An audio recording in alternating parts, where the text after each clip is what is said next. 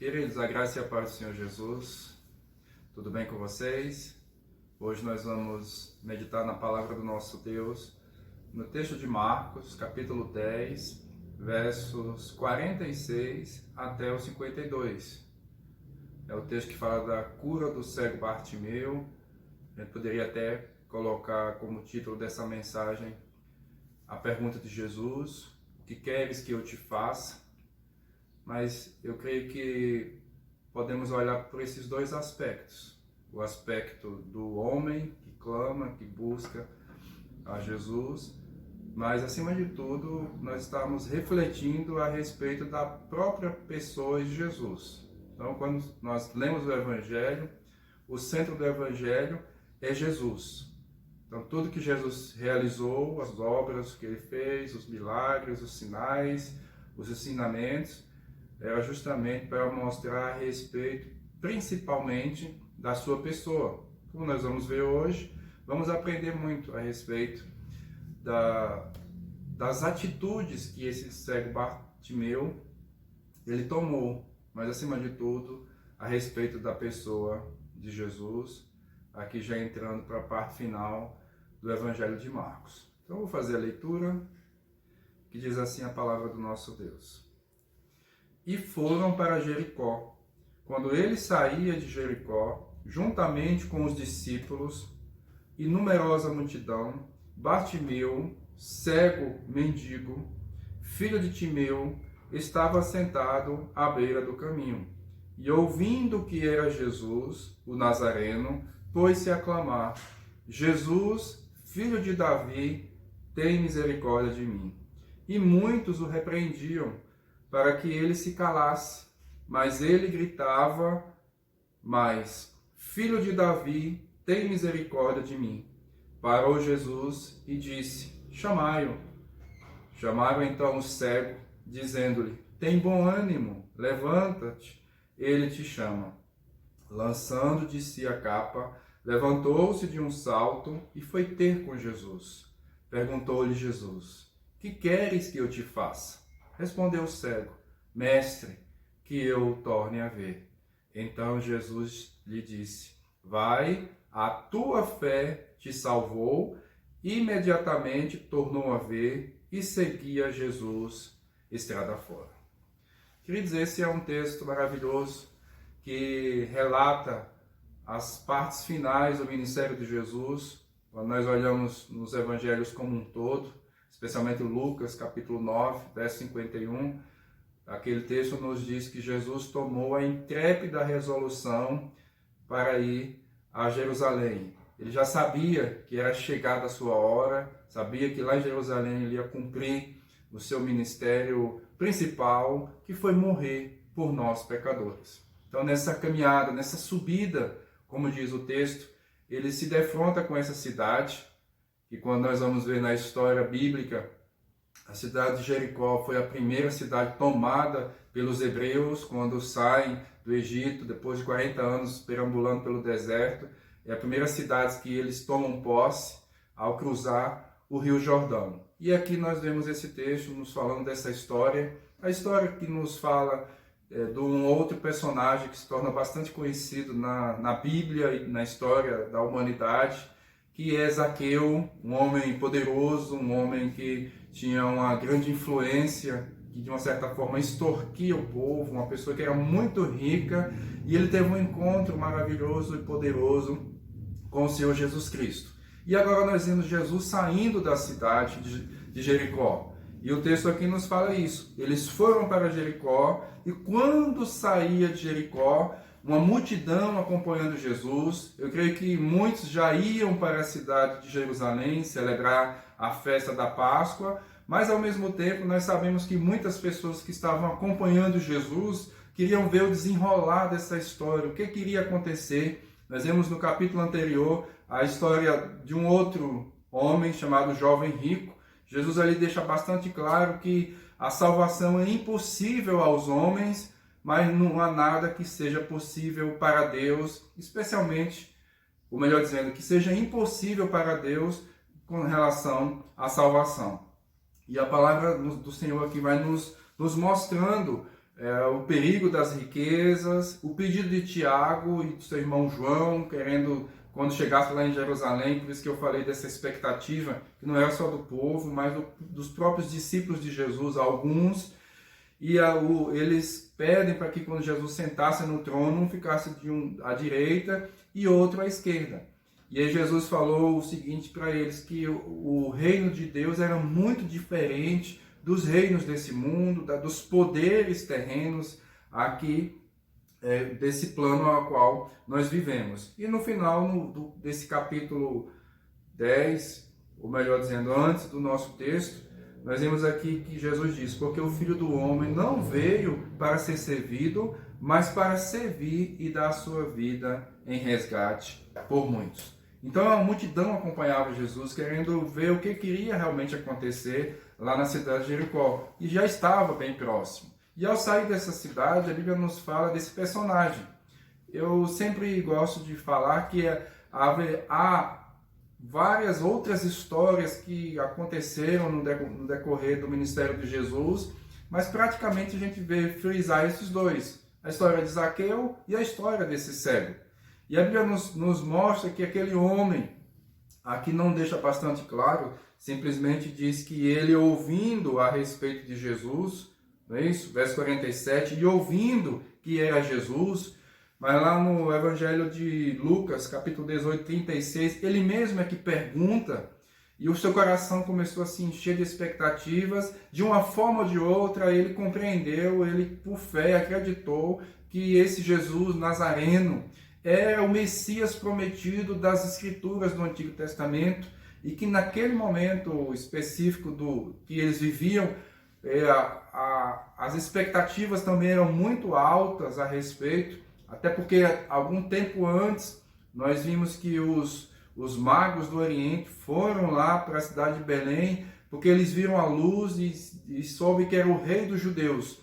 Nós vimos outras histórias maravilhosas acontecendo, como Simeão, que vai ao templo, pega Jesus, quando Jesus foi circuncidado no 8º dia, e reconhece que agora os seus olhos viram a salvação.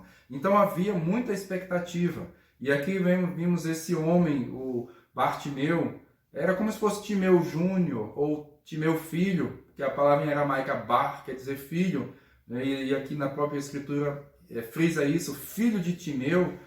Então aquele homem ouve as histórias de Jesus, ouve tudo que Jesus já fez, os milagres, as curas, ressurreição de pessoas, e aqui o seu coração se enche de fé e ele começa a clamar. Um homem que, quando nós observamos nesse texto, estava ali pedindo esmolas, porque ele já era cego, e isso de uma certa forma o condicionava a uma vida periférica, uma vida social baixa, e devido às limitações para poder conseguir o sustento com os seus próprios braços, né, com a sua própria vida, com a sua própria força. E a Bíblia aqui nos fala que ele ali naquele lugar, numa posição estratégica da saída, onde as pessoas estavam transitando de um lado para o outro, ele ouvindo aquele barulho, quer saber quem é aquela pessoa, reconhece que aquele é Jesus. E o seu pedido, o seu clamor, ele é um pedido realmente já embutido nele a respeito da pessoa do Messias. Porque ele diz: Jesus, filho de Davi, tem misericórdia de mim. Era da descendência de Davi que viria o Messias. E aqui o seu pedido, o seu clamor é justamente nesse tom: Jesus, filho de Davi, Jesus, Messias, Jesus o Cristo, tenha misericórdia de mim. E a sequência do texto, a segunda cena desse texto, vai nos mostrar que as multidões, ou as pessoas, muitos, como para ser preciso, como está escrito na Escritura, muitos tentavam impedir, tentavam fazer com que ele se calasse. E aqui surgem algumas especulações, por que as pessoas pediram para que Bartimeu se calasse? Talvez pela sua situação, talvez pela sua condição social, né? Não incomode o mestre. Quem é você para incomodar o nosso mestre, o nosso Messias? Alguns achavam que isso trazia implicações com os sacerdotes, com a parte mais religiosa, política, Então, não sabemos precisamente porque as pessoas pediram para que ele se calasse. Mas a Escritura nos fala que ele faz clamar mais ainda.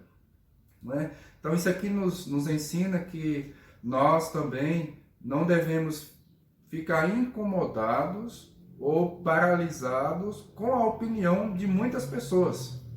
Às vezes, aqueles que buscam a Deus, que clamam a Deus, que servem a Deus, de fato, são considerados como pessoas loucas, pessoas simples, pessoas que às vezes não têm um intelecto desenvolvido, né? uma culturalmente mais baixo, pelo menos muitas pessoas pensam assim. Ou seja, nós não podemos deixar com que o nosso mundo ao redor, outras vozes, nos impeçam de buscar e clamar a Deus. Porque de fato, Bartimeu foi para a pessoa certa, que é o Senhor Jesus Cristo, assim como nós hoje devemos buscar a Deus através de Jesus, em nome do Senhor Jesus Cristo. E a terceira cena que nós vemos aqui nesse texto é que ele recebe uma bênção maravilhosa. Porque agora, devido ao seu clamor, à sua busca, à sua oração, podemos assim falar, como nós não estamos vendo Jesus pessoalmente, nós fazemos esse pedido através das orações, das súplicas. Então, nós observamos que por causa disso, a palavra do Deus nos fala que Jesus pede para que aquele homem seja chamado e fosse até a sua presença. E aquelas pessoas que assim foram falar com o cego disse: tem bom ânimo, levanta-te, ele te chama. Tem bom ânimo, levanta-te, ele te chama. Não sei se você já parou para pensar um pouquinho quantas vezes aparece tenha bom ânimo nas Escrituras, ou até mesmo não tenham medo. Por que isso aparece nas Escrituras? Porque muitas vezes o coração do ser humano ele fica totalmente ansioso, desesperado, abatido, deprimido, com depressão muitas vezes devido às circunstâncias da vida. Então, de uma certa forma, nas Escrituras, tanto Jesus como outros servos de Deus que assim escreveram a palavra, foram usados pelo Senhor, eles usaram essa expressão: tenha bom ânimo. E assim Deus fala conosco também hoje, para que nós venhamos a ter bom ânimo. Porque o ânimo abatido, se nós formos pensar assim com muita frieza, não serve para nada. Para que serve o pessimismo, por exemplo? Não serve para nada. Eu sei que nós precisamos ser realistas, mas nós também devemos ser realistas otimistas, se assim pudermos usar essa frase. E aquele homem, a Bíblia nos fala que ele desembaraçou de tudo, tirou de si a capa e mais que rapidamente ele saltou e foi até a presença de Jesus. Não sabemos se alguém o carregou ou se pela voz de Jesus isso direcionou os seus passos para ir até ele, mas ele foi. E aqui a Bíblia nos fala que Jesus pergunta: o que queres que eu te faça?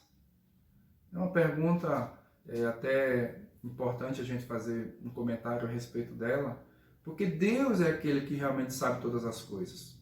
Jesus, como Deus, como aquele que é onisciente, ele não precisava perguntar, assim como ele perguntou para aquele homem que estava também lá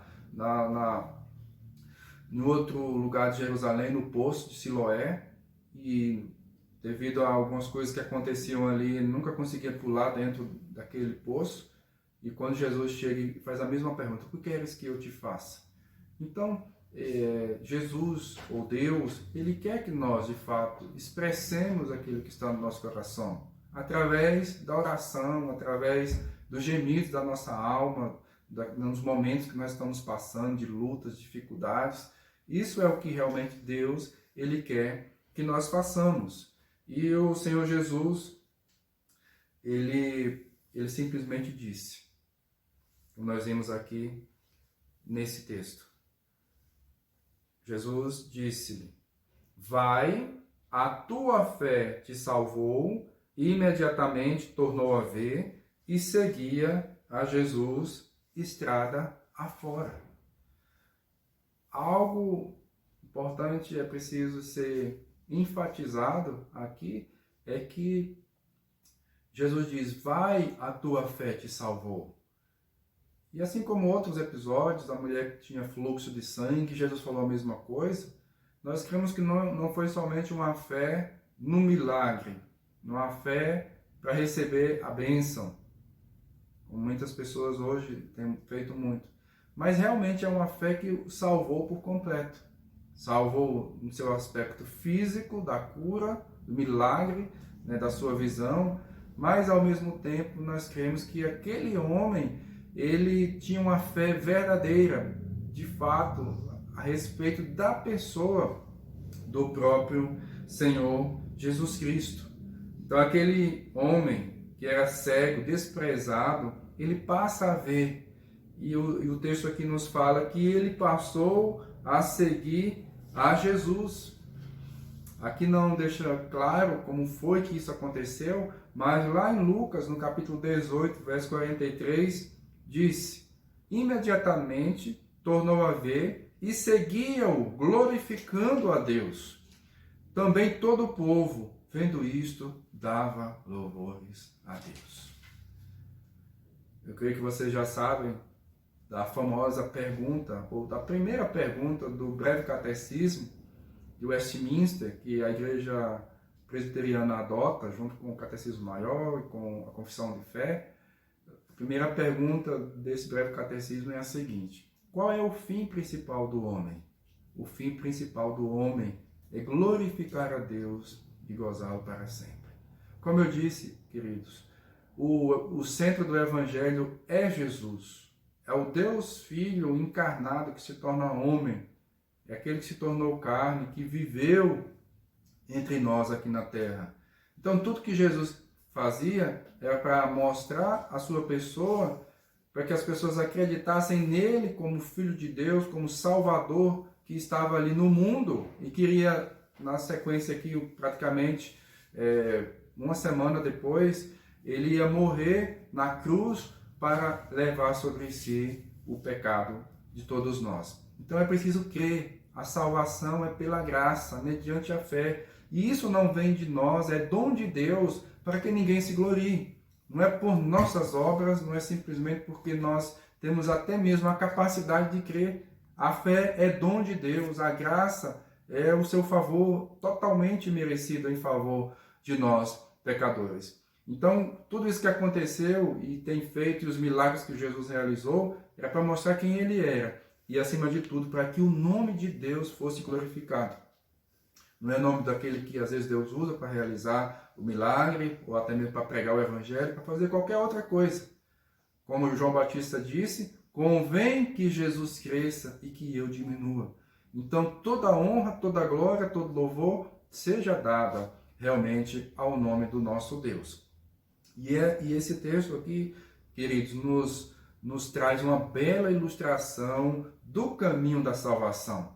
É isso que aqueles que ainda não compreenderam o verdadeiro sentido da vida, por que nós estamos aqui e o que nós devemos fazer para resolver o nosso problema, esse vazio, como alguns já disseram, do tamanho de Deus, que só Ele que pode preencher. Realmente, o texto aqui de Simão, melhor dizendo, do Bartimeu, é um exemplo bastante claro a respeito do caminho da salvação. Invoca-me no dia da angústia, eu te livrarei e tu me glorificarás. Salmo 50, no versículo 15. Os devotos ali em Jerusalém sabiam que, ligada com a vinda do Messias, a profecia de Isaías seria cumprida.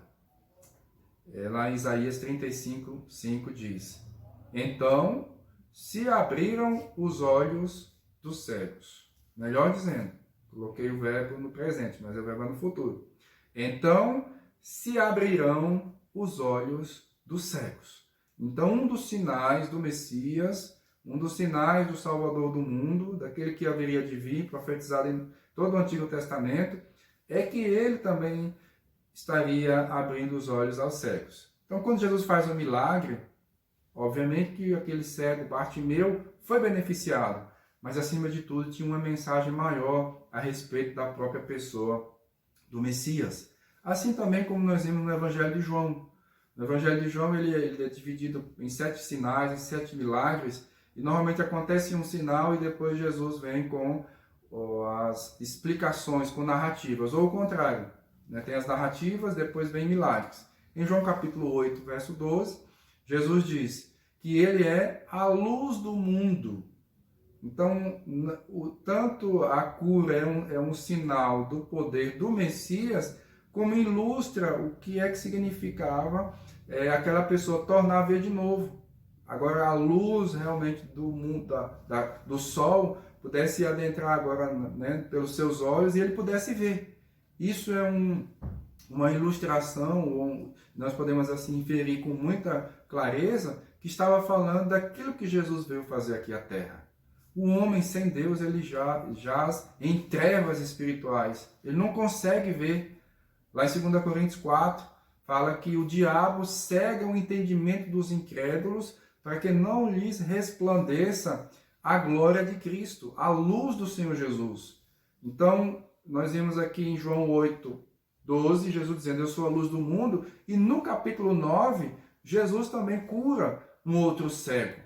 Uma cura que trouxe uma grande repercussão. Aí, no capítulo 10 fala desse cego, no capítulo 11 continua falando do milagre que Jesus fez em restaurar a vista às pessoas e trazer novamente luz, tanto física como espiritual, às suas vidas. Então, quando nós observamos esse texto, amados, nós precisamos ter essa compreensão, que de fato nós precisamos buscar a Deus com toda a intensidade que pudermos. Foi isso que o cego Bartimeu fez. Nós, sejamos cristãos ou não, precisamos continuar fazendo o mesmo clamor do Bartimeu. Jesus, filho de Davi, tem misericórdia de mim. Algumas pessoas acham porque são salvas, elas não precisam mais se arrepender, elas não acham que a misericórdia não lhes cabe mais, ou qualquer outro dos atributos maravilhosos do nosso Deus. Mas, por exemplo, lá em Lamentações, no capítulo 3, a Bíblia fala que as misericórdias do Senhor renovam-se a cada manhã, grande é a tua fidelidade. Então nós precisamos hoje, devido ainda à nossa natureza pecaminosa, que ainda muitas vezes satisfazemos os nossos próprios desejos, as nossas próprias paixões, precisamos continuar com um coração muito humilde, reconhecendo quem é que nós somos. Assim como nós aprendemos nas 2 primeiras bem-aventuranças que Jesus trouxe. Bem-aventurados os humildes de espírito e bem-aventurados que choram. O humilde de espírito ali é aqueles que reconhecem a sua situação espiritual. E chora justamente por causa dos seus pecados, ou até mesmo por causa dos pecados, ou a situação de miséria das outras pessoas. Então, nós precisamos buscar a Deus com todo o nosso coração, com todo o fervor, como fez Bartimeu. E aprendemos ainda mais que nós devemos vigiar para não atrapalhar as pessoas que estão querendo chegar a Jesus. Nós, como servos de Deus, devemos ser pedra de passagem, ao invés de pedra de tropeço. Então, algumas pessoas ali estavam servindo de pedra de tropeço para aquele homem que já estava numa situação de miséria, tanto física, social e espiritual. Mas aqui Jesus falou para que chamasse o cego. E uma outra ilustração, queridos, talvez algumas das mesmas pessoas que pediram e repreenderam o cego para que ele se calasse, foram aquelas mesmas que Jesus usou. Então, é curioso isso, porque se Deus quisesse, Ele não precisava nos usar. Mas Deus quer nos usar. Então, nós aprendemos aqui que, embora Deus não precise de nossa ajuda, Jesus não permite que barganhemos os nossos serviços. Como o próprio Jesus disse no versículo anterior, no próprio capítulo 10, verso 45. O Filho do Homem não veio para ser servido, mas para servir e dar a vida em resgate por muitos. Quem quiser ser o primeiro, seja aquele que sirva. Então a vitória nesse mundo é para aqueles que mostram ou se mostram determinados. A exemplo desse cego mendigo de Jericó, nós podemos depositar toda a nossa confiança em Jesus e clamar por Ele, por socorro. E eu creio que a gente pode falar o que eu vou dizer agora. Jesus está passando por aqui agora. O que é que você vai fazer? Qual será a sua atitude? Vai ficar só observando, olhando Deus passar com a sua palavra, com a sua mensagem, com os seus ensinamentos e com as implicações que Deus quer para nós que ouvimos Ele através da palavra dele mesmo? Então Jesus quer que nós façamos isso. Nós precisamos clamar a Deus para Ele resolver os nossos problemas. Não há nada de errado clamar a Deus, para Deus agir, para Deus intervir, para Deus nos ajudar, para Deus nos socorrer. E a Bíblia mesmo nos fala que Jesus é socorro bem presente nas tribulações. Sejam problemas físicos, sejam problemas materiais, sejam problemas espirituais. Que não sejamos como muitas pessoas que deixam Jesus passar e perdem a oportunidade. Vamos finalizar com uma oração? Pai bendito, mais uma vez, em nome de Jesus, queremos clamar ao Pai da Tua misericórdia, da Tua bênção, do Teu favor, que o Teu Santo Espírito, ó Deus, esteja sempre nos despertando, sempre nos mostrando que nós somos carentes, necessitados do Senhor, que no nosso coração haja humildade, que haja quebrantamento para reconhecer que ainda nós não somos o que deveríamos ser e que seremos, por fim, eternamente, diante do Senhor. Nós precisamos, ó Deus, fazer como esse cego. Jesus, filho de Davi, tem misericórdia de mim. Continua iluminando os nossos corações. Muitos daqueles que estavam ali não compreenderam, nem os discípulos, só depois da morte, da ressurreição, com muitos ensinos ainda de Jesus a respeito do reino de Deus, depois da vinda do Espírito, e continuamente eles estavam aprendendo, sendo iluminados por Ti, ó Deus, como proceder, como agir, como viver na Tua santa presença. É no nome de Jesus, ó Pai, que assim nós clamamos, ó Deus, que o Senhor venha nos visitar, ó Deus, com a Tua graça. Visita, ó Deus, aqueles que não estão cegos fisicamente, mas passam por angústias, passam por problemas, que estão angustiados, que estão abatidos, que nós possamos ouvir também a palavra daqueles que levaram o recado para Bartimeu. Levanta-te, tenha bom ânimo, o Senhor te chama. Ó Deus, dá ânimo aos nossos corações e que possamos, ó Deus, compreender que tudo se passa na Tua presença, tudo se passa de acordo com a Tua vontade soberana, providencial. Que o Senhor nos ajude, que o Senhor venha sempre a nos socorrer. Ó Deus, que possamos fazer como Bartimeu, nas palavras do próprio Senhor Jesus Cristo. A tua fé te salvou. E ali ele saiu, ó Deus, glorificando aos outros e muitos, ó Deus, através da sua vida, do que aconteceu com ele, também glorificavam a Ti. Ó Deus, glorificado de fato, ó Pai, seja o Teu nome. Em nome de Jesus. Amém. Amém. Que Deus abençoe a todos, em nome de Jesus.